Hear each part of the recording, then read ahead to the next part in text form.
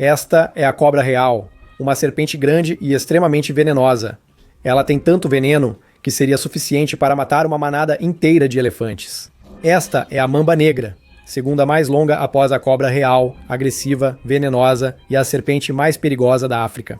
E esta é uma mangusta que pesa pouco mais de 2 quilos, e agora essa mangusta vai dar uma surra nas cobras. Um mamífero psicopata?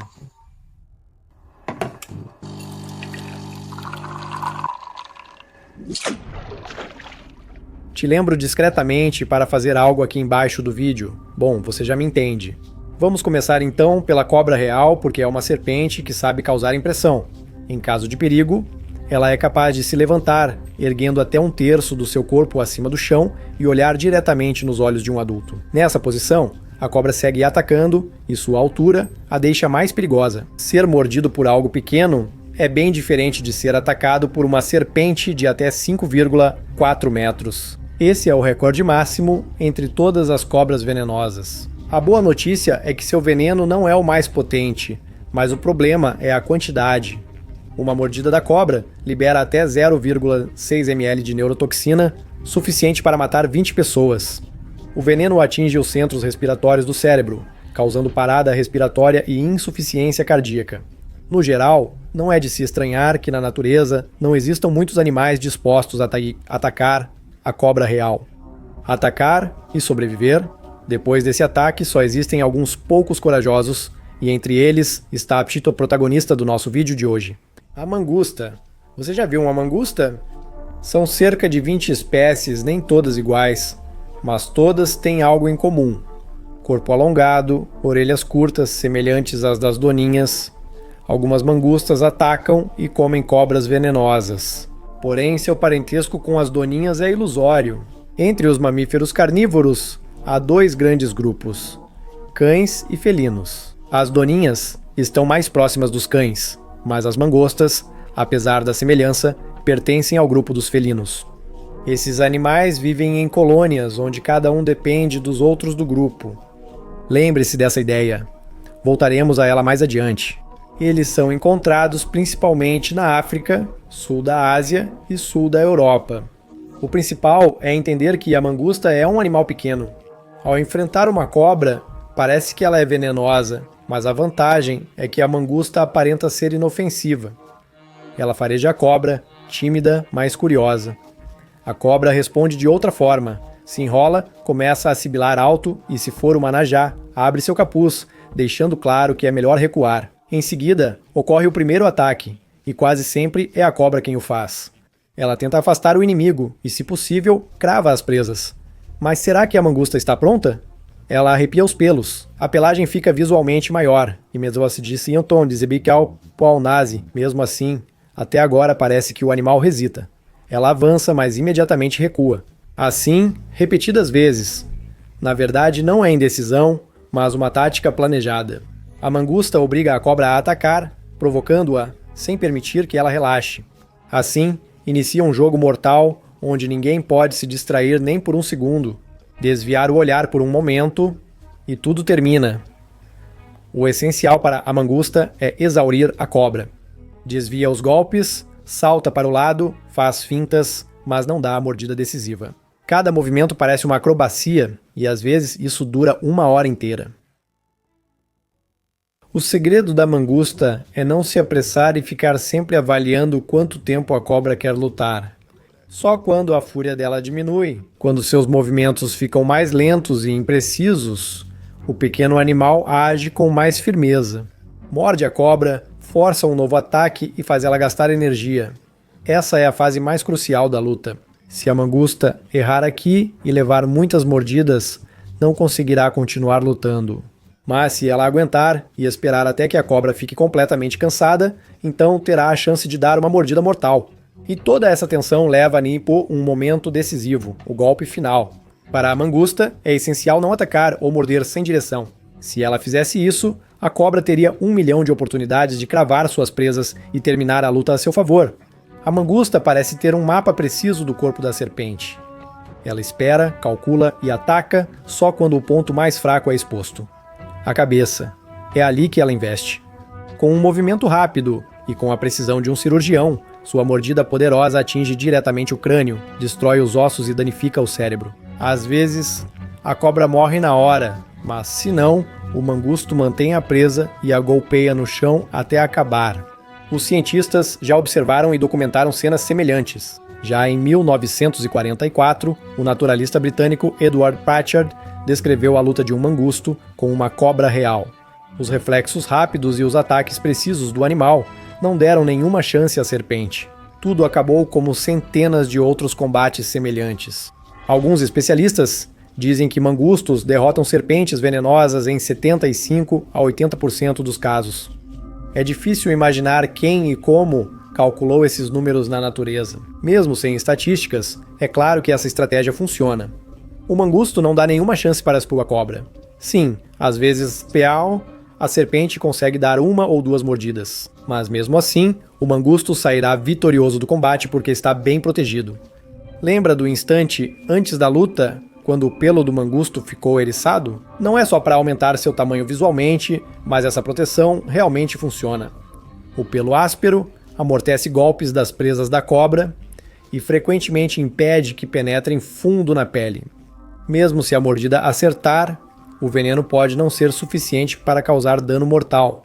Mas não é só o pelo. A pele da mangusta também é adaptada para esse combate. Ela é grossa e fofa, sendo bem mais difícil de perfurar que a pele fina de outros animais. Isso dá à mangusta a chance de escapar, mesmo que a cobra consiga cravar suas presas apesar do pelo. E há outro elemento de proteção inesperado. As escamas na região do ânus formam uma espécie de pequena armadura. Esse detalhe pode parecer estranho, mas é justamente o que impede a cobra de morder o corpo em seu ponto mais vulnerável. Aliás, a mesma pele que ajuda as mangostas a não se tornarem vítimas das cobras, as transformou em vítimas dos caçadores furtivos. Com a lã rara das mangostas, fabricam pincéis caros para artistas, com espessura média, bem afiados, retos e rígidos, para desenhar pequenos detalhes. Artistas de todo o mundo valorizam esses pincéis requintados. Em 1972, a Índia proibiu a caça, venda e compra de mangustos e partes deles devido à matança excessiva por sua pelagem. A caça ilegal persiste devido à demanda. No início dos anos 2000, cerca de 50 mil mangustos eram mortos por ano. Apesar de poucos dados recentes, especialistas dizem que o mercado negro segue prosperando. Mas voltando ao confronto entre mangustos e cobras, se a cobra cravar suas presas no mangusto, isso não significa que a luta acabou. É possível que o animal não sofra nenhuma consequência após a primeira mordida. É aí que entra a química. Os receptores são a primeira linha de defesa. O cérebro das mangostas possui receptores de acetilcolina, normalmente alvo do neurotóxico das cobras. Em muitos animais, o veneno bloqueia receptores, paralisa músculos e causa morte. Mas as mangostas têm uma mutação especial. Seus receptores são configurados de forma ligeiramente diferente. Esse detalhe estrutural impede que as toxinas se fixem, permitindo que o veneno circule pelo sistema nervoso sem causar danos e seja eliminado pelos rins e fígado. É justamente essa mutação que faz com que as mangostas sejam resistentes aos venenos das cobras, das mambas e das crites. A segunda barreira são as proteínas do sangue.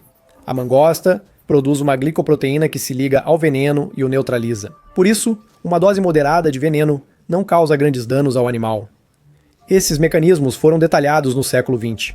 Os cientistas notaram que a diferença nos receptores das mangostas e outros mamíferos é pequena, mas suficiente para garantir proteção. No entanto, é importante entender que as mangostas não são totalmente imunes. Se a cobra morder muitas vezes ou injetar uma dose muito grande, a mangusta pode adoecer ou até morrer por causa do veneno. Por isso, o animal nunca confia apenas na biologia.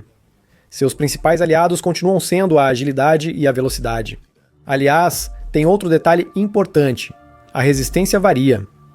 Em diferentes espécies e até em indivíduos específicos, a proteção pode funcionar com mais ou menos eficácia. Alguns têm mais receptores mutados, outros têm uma maior concentração de glicoproteínas. De qualquer forma, não se trata de uma armadura para todas as situações, mas sim de uma vantagem adicional à proteção, que dá ao mangusto uma chance onde, para a maioria dos outros animais, essa chance é nula. Aqui, talvez você também tenha pensado: É possível usar mangustos para criar antídotos? Por enquanto, só na teoria. Normalmente, para obter o antídoto, são administradas doses controladas de veneno aos cavalos. A razão principal é que eles são maiores e toleram melhor o procedimento. É possível que, no futuro, as propriedades únicas dos mangustos também possam ser usadas na pesquisa de antídotos, mas isso só no futuro. Por enquanto, não se fala sobre isso. Mas o que acontece se a cobra morde um mangusto? Na maioria das vezes, a primeira mordida não é fatal, apenas causa dor local e leve inchaço. Mas o animal logo se recupera e segue caçando. Por exemplo, às vezes a cobra crava suas presas no mangusto. Ele grita e recua, mesmo que não seja uma dose mortal de veneno. Simplesmente dói para ele. E então tudo depende do humor do animal. Se o mangusto estiver com muita fome, provavelmente voltará a atacar a cobra várias vezes. Se o apetite dele não for grande, ele pode esperar e talvez se retirar. Sorte em outro dia, mas o perigo persiste. Cobras venenosas, principalmente as maiores, podem ser bem maiores que mangustos e oferecer grande resistência. Às vezes matam o mangusto antes que ele tenha tempo de terminar a luta. Mesmo se o mangusto vencer e matar a cobra, as ameaças continuam. Os dentes da cobra podem ferir o estômago ou outros órgãos enquanto o mangusto a devora. As lesões causam hemorragias internas e perda de líquidos, levando rapidamente à morte. A luta é escolher entre fome e risco de morte. Cada mordida e movimento podem ser decisivos e a mangusta precisa estar atenta e ágil o tempo todo. Mas todas essas acrobacias da mangusta acontecem no chão. E se a cobra estiver mais acima, em uma árvore? Acontece que a estratégia continua funcionando. A guia Anki Apuzei, de 35 anos, observou um caso assim no sul do Parque Nacional Kruger.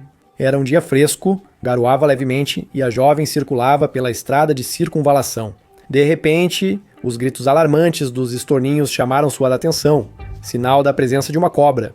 Quando o safari parou, Anki percebeu algo acontecendo em um arbusto que se mexia. Uma grande mamba negra se erguia em direção ao topo do arbusto, escondendo-se entre as folhas. Uma mangusto esbelta aproximou-se da mamba por baixo, abrindo caminho entre folhas e galhos. Mordeu a cobra no torso e desceu logo. Escapando do contra-ataque, a mamba voltou a rastejar até o topo do esconderijo, mas a mangusto se aproximou novamente, mordeu-a mais uma vez e desceu novamente. Isso durou meia hora. O pequeno animal atacou por baixo várias vezes, cansando a mamba e mantendo-se seguro. Por fim, o mangusto subiu ao topo do arbusto e ficou frente a frente com a mamba. A cobra se ergueu e abriu a boca, mas o mangusto agia mais rápido e sempre se escondia entre os galhos. Mordeu a mamba repetidas vezes, sem sofrer golpes graves. A mamba já estava exausta e vencida. Curioso como o mangusto foi embora sem saber o motivo. Talvez fosse uma fêmea, protegendo os filhotes, e só queria garantir que a mamba não os machucaria.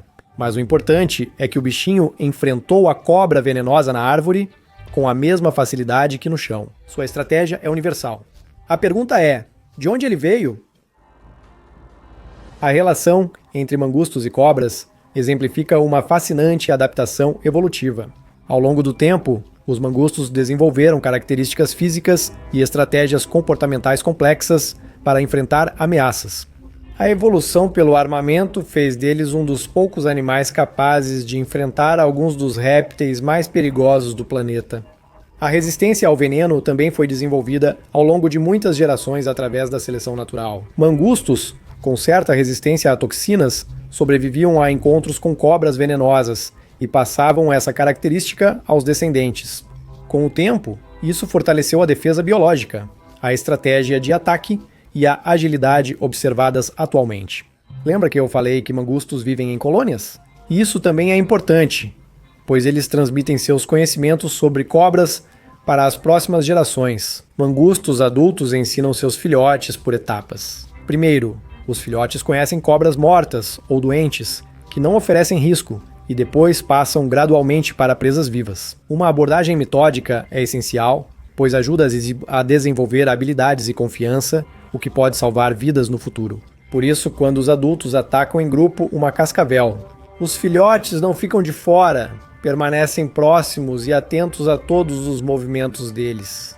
Aos poucos, os filhotes imitam os pais e participam dos ataques às serpentes como membros do grupo. Ao mesmo tempo, os filhotes sofrem controle rigoroso. Se a situação se torna perigosa, ou se algum dos pequenos tenta se aproximar demais da serpente, as babás adultas intervêm instantaneamente e arrastam os filhotes para um lugar seguro. Assim, por meio da observação e da repetição, as jovens mangostas aprendem a lidar com os répteis venenosos. Depois, elas ocupam o lugar das professoras e o ciclo se repete. De modo geral, as mangostas são tão habilidosas na luta contra as cobras que até mesmo os vizinhos as contratam. Esquilos terrestres do cabo vivem em grupos em tocas subterrâneas nas regiões áridas e semiáridas da África do Sul, que também são usadas por outros animais. As mangostas amarelas se refugiam regularmente nessas tocas para se protegerem das intempéries. Os roedores permitem isso porque é benéfico para ambos. As mangostas conseguem abrigo e os esquilos terrestres do cabo uma proteção confiável. Se um esquilo terrestre vê um predador se aproximando, por exemplo, uma cobra, ele dá o alarme. Todos ouvem esse som, até as mangostas que dormem ali. Quando o animal vê uma cobra venenosa por perto, provavelmente a mata. É como se entregassem o jantar na porta dele, e ainda de graça. Não é invenção, é um caso documentado, gravado em vídeo e mostrado em documentário. Nessas condições, a mangusta atua como um sistema de segurança vivo contra cobras, protegendo seus vizinhos e recebendo benefícios em troca. No entanto, nem todos os cientistas concordam que a relação entre as mangustas e seus vizinhos seja dessa forma. Foram feitos experimentos comparando o comportamento dos esquilos terrestres do cabo quando estavam sozinhos, com suricatas e mangustas amarelas. As amarelas ficavam menos tempo acordadas e mais tempo se alimentavam com suricatas, mas eram mais vigilantes perto de mangustas amarelas. Em outra série de experimentos com uma víbora bufadora, esquilos do cabo tentavam espantar a cobra de modo especialmente ativo, perto das suricatas, mas não das mangustas. Os cientistas apontam que as suricatas e os esquilos do cabo se beneficiam mutuamente. Mangustas amarelas só usam as tocas dos esquilos para abrigo e controle de temperatura. Outros animais também se beneficiam das mudanças no habitat causadas pelos esquilos do cabo, considerados engenheiros de ecossistemas das regiões áridas e semiáridas da África do Sul. De modo geral, a comunidade científica não tem uma opinião unânime sobre esse assunto. Nota-se uma relação entre mangustos e esquilos terrestres. O cabo. Os mangustos realmente podem ajudar os esquilos, mesmo sem estarem conscientes de que estão fazendo um favor. Mas por que os mangustos enfrentam cobras venenosas? É algum tipo de desprezo inato pelo perigo, como no caso dos texugos do mel? Na verdade, há dois motivos: a caça e a autodefesa. Em primeiro lugar, os mangustos são caçadores ferozes. Geralmente, eles matam cobras para comer, pois fazem parte de sua dieta principal. Ao mesmo tempo, os mangustos não são muito exigentes. No seu cardápio, há insetos, roedores, aves e outros animais pequenos. Então, uma cobra não é nada especial, apenas comida, embora um pouco mais perigosa e que exige um pouco mais de esforço do que o habitual. A caça nas árvores demonstra isso claramente, e há muitos outros exemplos semelhantes. Em férias no Kruger, uma turista filmou um mangusto atacando uma mamba negra venenosa muito maior pendurada em um galho. O mangusto balançava sobre a cobra, tentando arrastá-la para o chão. A cabeça da cobra pendia em direção ao chão, sangrando, e o mangusto não dava a menor chance de ela escapar. Isso durou quase 5 minutos, até que finalmente a cobra caiu e o mangusto conseguiu o que queria. Ou seja, ele realmente estava com muita vontade de comer essa cobra, e esse era o objetivo do ataque. Mas nessa história há um segundo. Mangustos precisam se defender de cobras venenosas e proteger seus filhotes. Um exemplo claro são os mangustos listrados, que vivem em grupos. O que você está vendo é a primeira vez que os filhotes de mangusto saem de sua toca. Eles exploram ao redor, mas pensam primeiro em comer. Por isso, os filhotes buscam comida e interrompem o processo com brincadeiras. Afinal, são filhotes. Os filhotes ficam com os pais, que vigiam o entorno em caso de perigo. Os filhotes tentam se manter perto dos adultos para aprender a caçar, caso chegue o momento de fazer isso. Alguns filhotes se distraem brincando e perdem contato com os outros. Eles percebem que estão completamente sozinhos. Não há ninguém por perto, exceto uma cascavel. Esses dois ainda não sabem nada sobre cobras. Eles não aprenderam com seus pais como lidar com elas. Um encontro direto pode ser mortal. Os filhotes gritam desesperadamente, mas além da cobra, parece que ninguém os ouve.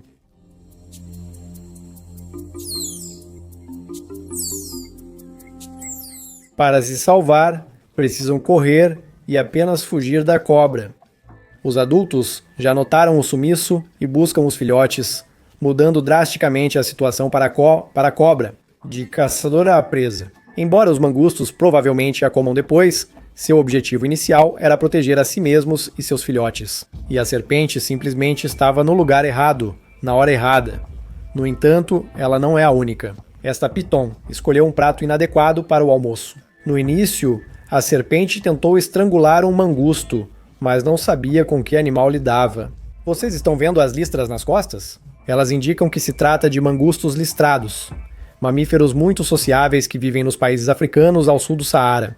E o fato de a piton ter atacado uma delas, os mangustos interpretaram como um ataque a toda a família. E as 15 criaturas avançaram sobre a serpente ao mesmo tempo. A maioria dos vídeos mostra mangustos lutando contra serpentes, o que é mais comum. A maioria das espécies de mangusto vive sozinha e caça por conta própria. Mas o mangusto listrado vive em colônias com uma média de 20 indivíduos, com um macho dominante à frente. Quando enfrentam uma cobra ou outro predador, o grupo age de forma coordenada, unindo forças e protegendo os membros mais vulneráveis. A ousadia e cooperação das mangostas as tornam uma força relevante. Qualquer predador que queira comer um dos membros da sua família terá que enfrentar o resto e logo se arrependerá da sua decisão. As mangostas listradas usam a defesa chamada multidão. O grupo se reúne, se move de forma sincronizada e grita para parecer um único inimigo enorme. Embora cada um busque sua presa sozinho, ao encontrar uma cobra, a caça logo vira coletiva. Curiosamente, os mangustos listrados atacam as pitons com mais frequência do que o necessário. Mesmo que a piton durma sob um arbusto, os mangustos não descansam até fazê-la o prato do dia. Os mangustos acabam rapidamente com presas menores, mas venenosas, como os escorpiões. O animal se apoia nas patas traseiras e salta várias vezes sem que o mangusto morda o ferrão mortal, antes de dar a mordida letal. Depois, o escorpião simplesmente é comido como se fossem batatas fritas bem apimentadas.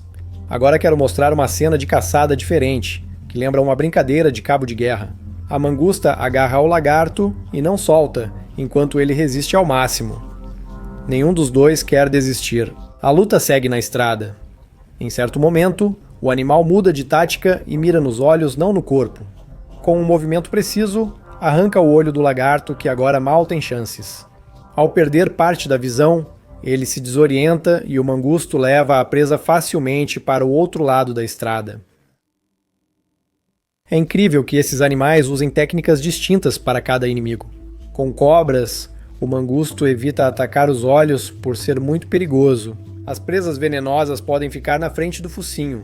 Por isso, Alice adota outra estratégia, enfraquecer o inimigo até que não represente mais perigo. Com os lagartos é diferente.